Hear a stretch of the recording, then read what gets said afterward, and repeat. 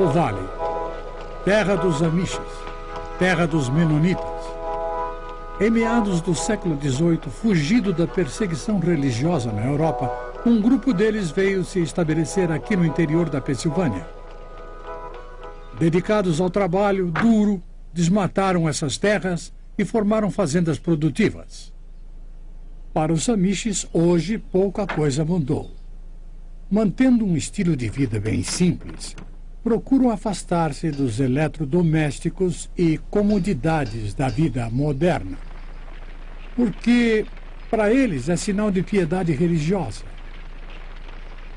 Mas nem todos permaneceram em suas tradições.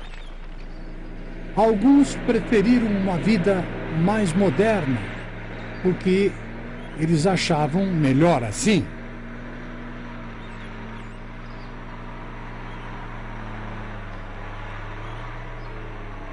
Vejam bem, o nome desse homem é João Cross. Ele é coordenador de um dos ministérios da missão, Novas Tribos.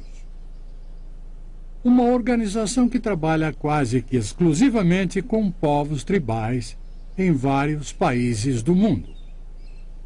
Você talvez pergunte, João, o que está fazendo aí, no centro da Pensilvânia? O que é que isso tem a ver com a evangelização das tribos? Bem, eu quero dar a você a base do nosso trabalho, contando uma história que começou aqui, bem aqui neste vale. Um dos filhos desta terra é Marcos Zuck. Há 10 gerações, em 1742, a família Zuck emigrou da Suíça para cá e tem vivido aqui desde aquela época. Mas Marcos não ficou. Depois de ouvir um desafio missionário, ele e sua esposa decidiram que também seriam missionários. Então foram a uma agência missionária para uma entrevista.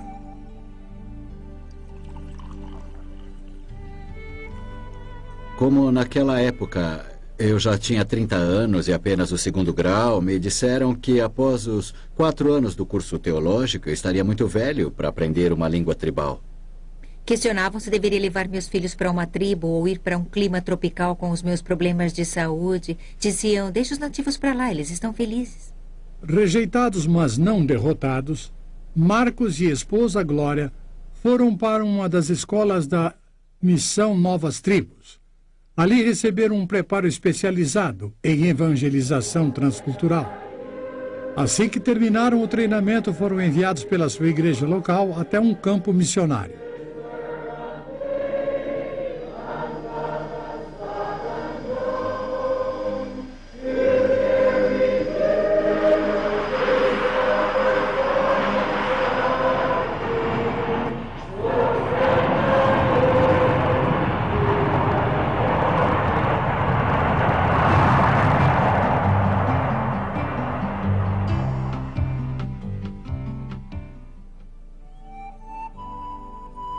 Papua Nova Guiné, a ilha completamente diferente de qualquer outro lugar do mundo. A terra onde o tempo é esquecido. Isolada, é um cantinho maravilhoso da criação. Do clima ameno e fresco encontrado nas montanhas ao calor úmido e tropical das terras baixas dos manguezais, com recifes de corais incríveis e praias desertas luxuriantes, é de se admirar que ela não tenha se tornado ainda a maior atração turística do mundo. Localizados numa das ilhas da Nova Guiné, os Moks têm vivido e morrido por séculos. E é esse povo que se tornou parte importante da vida de Marcos e Glória. Com frequência, nossa ideia do que está envolvido num trabalho missionário dessa natureza não é correta. Você não começa a pregar a palavra no primeiro dia, quando você chega na aldeia. Se você fizer isso, vai causar problemas e provavelmente será o último a tomar conhecimento deles.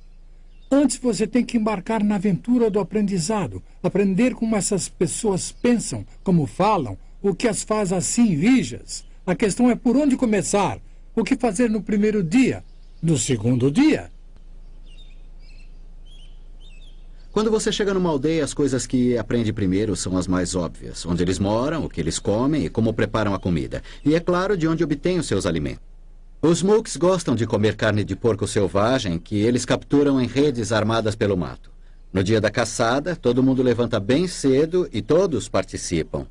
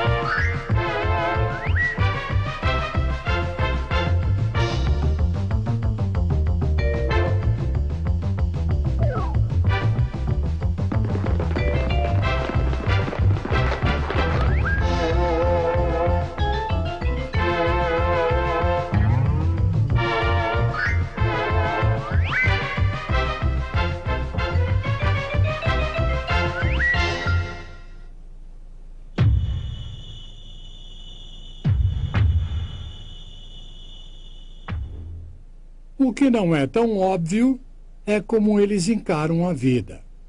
Alegria exterior não significa vida sem medo por dentro. É preciso determinação no estudo para conhecê-los a fundo.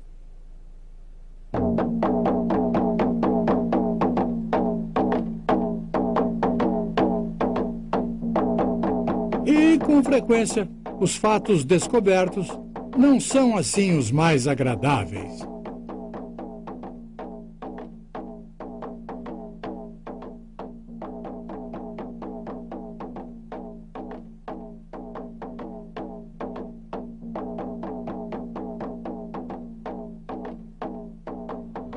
À medida que estudamos seus costumes e a maneira de pensar deles, uma das coisas reveladas foi o constante temor de opressão em que esse povo vivia. Um dos aspectos da cultura estava ligado aos ancestrais mortos. Um homem vestia uma grande máscara e saía dançando pela aldeia. Eles criam que esse era o espírito de um ancestral morto voltando. Os homens nos contaram que as mulheres não sabiam que eram eles que vestiam a máscara. Eles guardavam a máscara escondida num lugar reservado exclusivamente para os homens. Eles nos explicaram o seguinte: se uma mulher visse a máscara ou se ela descobrisse que se tratava de um homem que a vestia, não um espírito, o castigo para aquela mulher era a pena de morte. Quando eu era um menino, minha mãe descobriu o segredo e viu a máscara. Conforme o nosso costume, meu pai, um homem severo, ordenou que minha mãe fosse morta quando ele morresse. Assim que ele faleceu, mostraram a máscara para minha mãe e os 2 irmãos dela a levaram para o mato. Eles não queriam fazer aquilo, mas nas nossas crenças nos obrigavam. Eles passaram uma corda de casca de árvore em volta do pescoço dela. Eu era bem novo, mas eu me lembro bem. Minha mãe era jovem e eu a amava. Minha mãe foi morta porque ela viu a máscara. Nós vivíamos aterrorizados. Time goes by, the day, the night, and they don't know. Children cry, men live, they die, and they have no hope. So many people just existing. Are we really listening to the tears and the fears of the unknown? Oh, killing to live and living to kill, yet dying in their sin. Their faiths are strong, but they're all wrong. Their gods just can't win. They tremble at the thought of them. The sun, the moon, the birds, the spirits. Oh, how can it be that they just don't know? He is willing that none should perish. He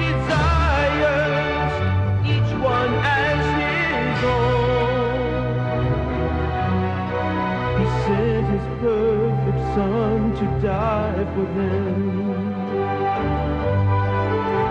The Son now reigns next to his Father's throne, but so many just don't know.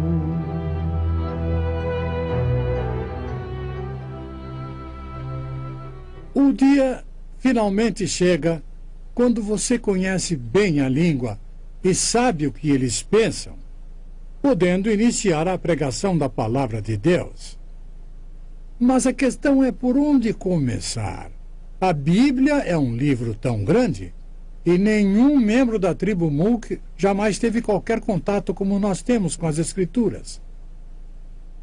Antes de começarmos a pregar, tivemos que preparar lições bíblicas. O nosso ajudante, que naquela época não era um crente, foi a pessoa-chave para obtermos a terminologia bíblica apropriada de que precisávamos para ensinar. Mesmo antes de iniciar o ensino, os Mooks pareciam pressentir que estavam para receber uma mensagem maravilhosa. Quando o ensino começou, a aldeia toda de 320 pessoas se reuniu para participar. Nós não mencionamos nada sobre Jesus até que concluímos 2 meses de ensino das histórias fundamentais do Velho Testamento. No primeiro dia, nós começamos mostrando para eles o mapa da aldeia. E aí apontamos onde as outras aldeias Mooks estavam localizadas naquele mapa. A partir daí, explicamos para eles progressivamente onde eles estavam situados em relação às tribos vizinhas e onde eles estavam localizados na província. E a posição da província no país da Papua Nova Guiné e onde a Nova Guiné estava em relação à Austrália, Japão, Estados Unidos e Israel. Depois expliquei para eles como a Bíblia, a palavra de Deus, a fala de Deus, veio há muitos anos atrás de Israel, à Europa e para o mundo, e agora estava chegando também para eles.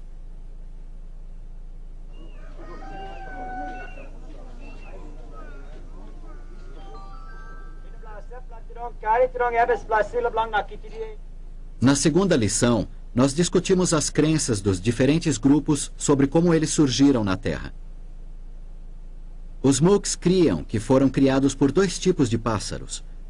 Quando lhes contei que há pessoas nas sociedades modernas que acham que evoluímos dos símios, eles comentaram, como são ignorantes. Então eu perguntei para eles, de todas essas crenças, qual é a correta? E eles disseram, nós não sabemos.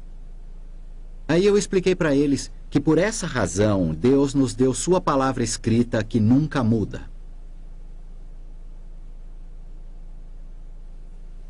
Começando com Deus, lhe explicamos como Ele é, seus atributos. Aí falamos sobre Satanás e seus anjos caídos. Os Mooks acharam que o inferno é o lugar certo para o diabo e que Deus era justo em mandá-lo para lá com os demônios. Depois ensinamos sobre a criação do mundo, de Adão e Eva. Falamos sobre a escolha do homem em pecar e explicamos como Deus prometeu um Salvador que viria um dia para nos livrar do pecado. Nas histórias do Velho Testamento que se seguiram, enfatizamos a grandeza e a graça de Deus, a perdição do homem sem esperança por causa do pecado e a provisão de Deus de um sacrifício de sangue através da morte de um cordeiro. Usávamos encenações para ajudá-los a compreender bem o ensino. Quando contei que Deus pediu a Abraão para sacrificar Isaque, surgiu um dilema.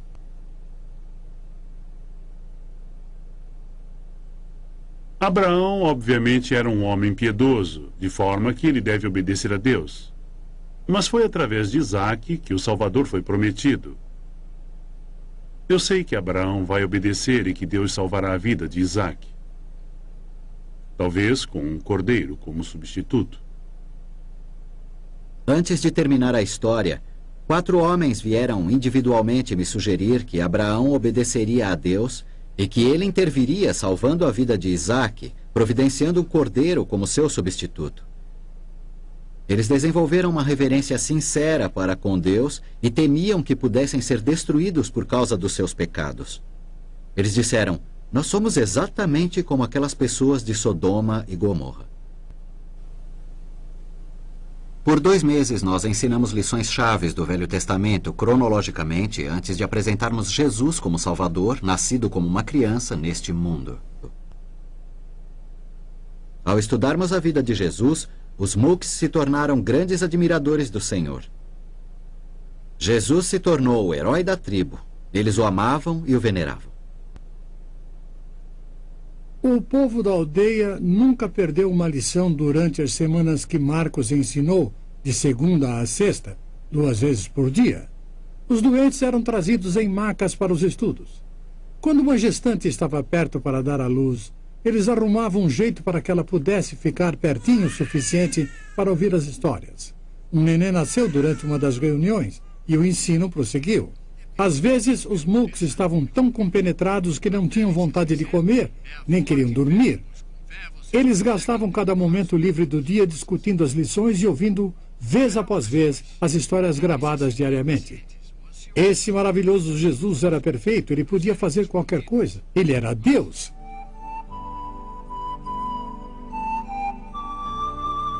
O dia, enfim, chegou quando foi contada a história da traição de Jesus por Judas e o seu julgamento diante de Pôncio Pilatos. O povo ficou revoltado com Judas traindo o Salvador, mas eles criam que, de alguma forma, Jesus iria se livrar. Essa foi a última história que nós lhes contamos, antes da apresentação do Evangelho. No fim dela, nós dissemos para eles: amanhã nós terminaremos nosso ensino. Na manhã seguinte, a aldeia toda estava reunida antes do nascer do sol. E eu comecei apresentando Jesus diante de Pilatos. As pessoas estavam muito sérias. Quando viram na representação Jesus sendo cuspido, açoitado e colocado na cruz, eles ficaram simplesmente atônitos e abalados. Não podiam acreditar no que estavam vendo.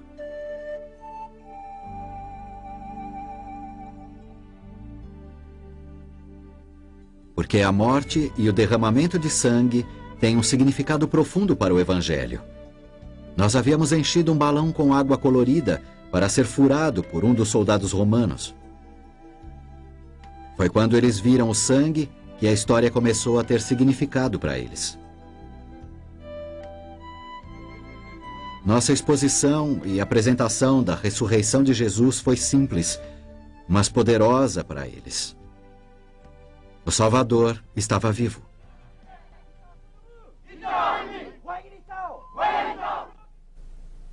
Depois eu voltei novamente às histórias do Velho Testamento e, começando com Abel, expliquei que Jesus é o nosso sacrifício aceitável, da mesma forma que o sacrifício de Abel foi aceito por Deus. Quando eu finalmente cheguei na história de Abraão e Isaque, eu disse para eles: escutem, assim como o cordeiro foi o substituto para Isaque, a morte de Cristo e o seu sangue derramado são o substituto para vocês. Nesse ponto, a luz verdadeiramente raiou. Eu podia ver e ouvir por toda a multidão a reação positiva deles para com a mensagem. Eu creio, eu creio, eu creio. Coloquei-me no meio deles e perguntei o que eles achavam. E de todos os lados surgiram respostas como essa.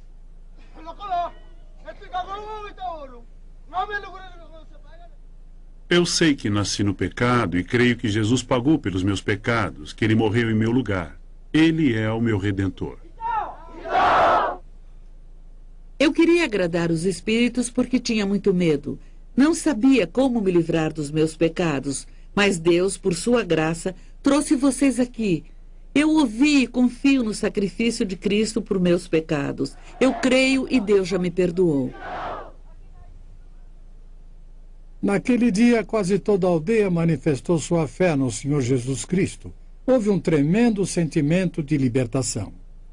Os Mooks são geralmente um povo reservado, mas quando os convertidos sentiram uma libertação dos seus pecados, um regozijo espontâneo brotou no meio deles. Vejam o que aconteceu.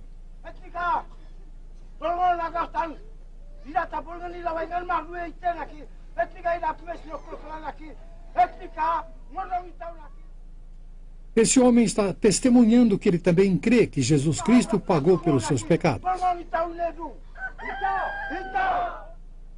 Vital quer dizer é verdade, verdadeiramente verdade.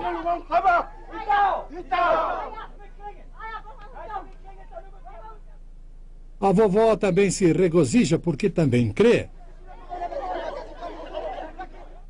Muitos outros deram seus testemunhos de que creem que Jesus Cristo levou seus pecados sobre si. Marcos diz que se eles creem, então a palavra de Deus diz que os seus pecados estão perdoados. E tal, é verdade.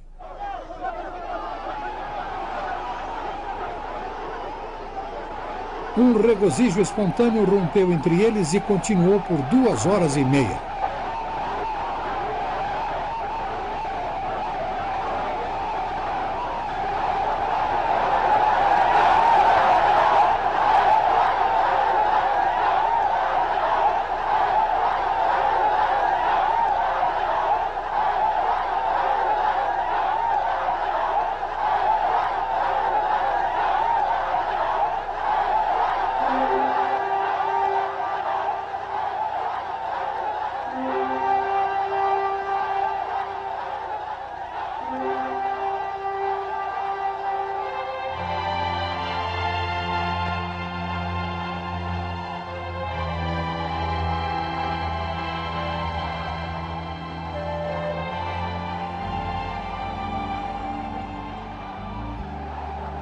Senhor Zuki, nós consideramos o seu interesse em nossa agência missionária, mas sentimos muito que vocês não sejam adequados para o campo.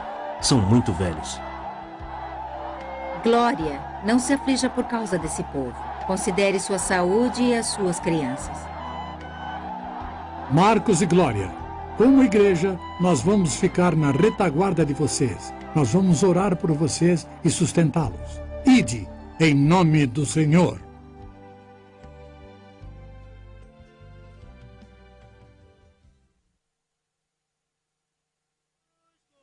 A obra missionária passa por lutas imensas e nós precisamos do teu apoio e das tuas orações. Entrem em contato conosco e teremos o maior prazer em atendê-los.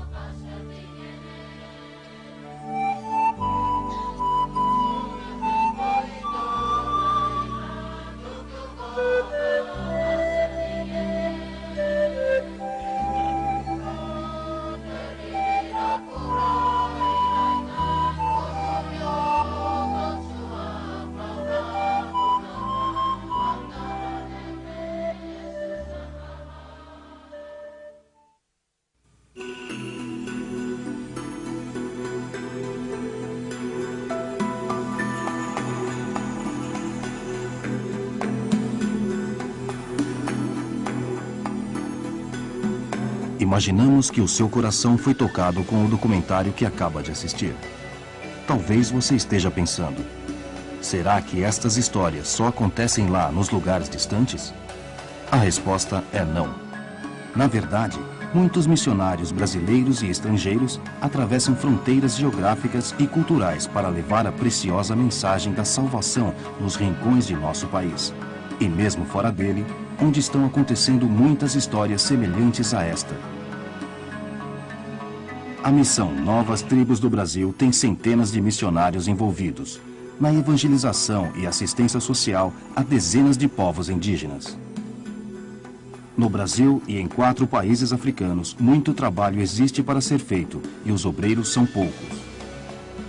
Das mais de 250 tribos indígenas brasileiras, dezenas ainda não ouviram as boas novas do Evangelho. Foram criados centros de preparo especializado para este ministério. Informe-se e participe de histórias missionárias que estão acontecendo.